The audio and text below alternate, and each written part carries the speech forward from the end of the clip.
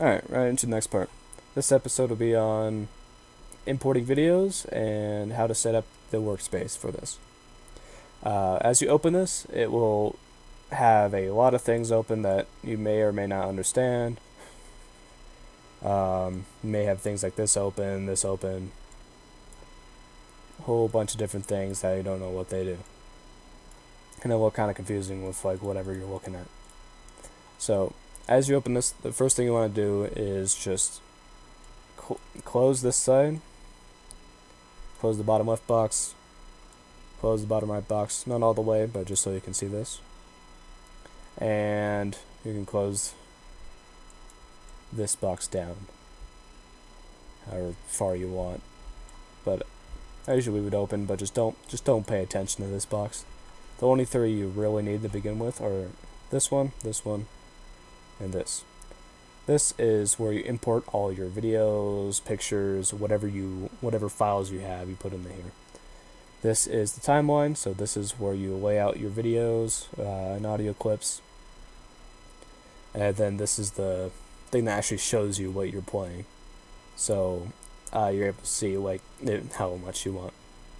Like, it shows you what you're putting in, so you can see how it will look like once it's done encoding. Now, the first thing you want to do in importing something is you have to have a video to import. Let's say you already have your video, whether it be from a camera or already pre-recorded and put somewhere into the files. I have mine, it's in recordings. And these are all the different videos that I can go through and change.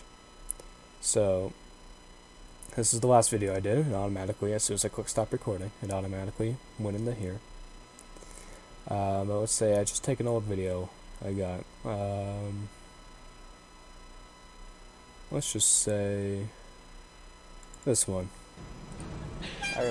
Yep, that one.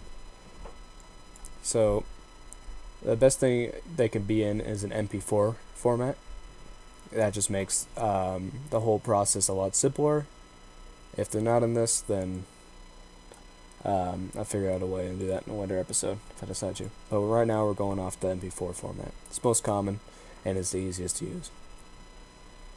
Now, so what you saw me do there is just take the clip or whatever you want, take it, and then just drag it over in here, and it'll automatically copy into it. It won't move it, it'll just copy it. So you can delete this and still be fine. So now you don't really need this anymore. You can just close that.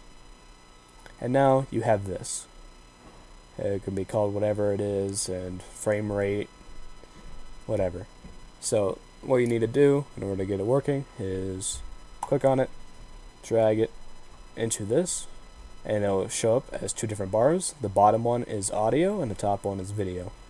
Now you want to just throw this all the way back to the left, and that'll be starting from 0 seconds, and then it'll show you how long the video is. This one's 13 minutes. These are the audio formats, and this is the first frame, and it goes out through this. That's the basics of just importing and putting into this. And as you can see, it appeared into the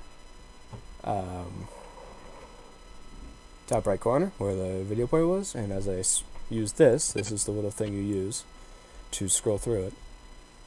It will play the audio at the time, if you're not going too fast, and it will go through the video. But you can see it doesn't look all that too good. So what you need to do as you import something, the best thing you can do right away is go up here to sequence and then render entire work area. Now this takes a minute or two depending on how long your video is, but it will render all of the frames and make it look a lot better. And the way you can tell if something's rendered or not is by this black bar, or this red bar, sorry, down here.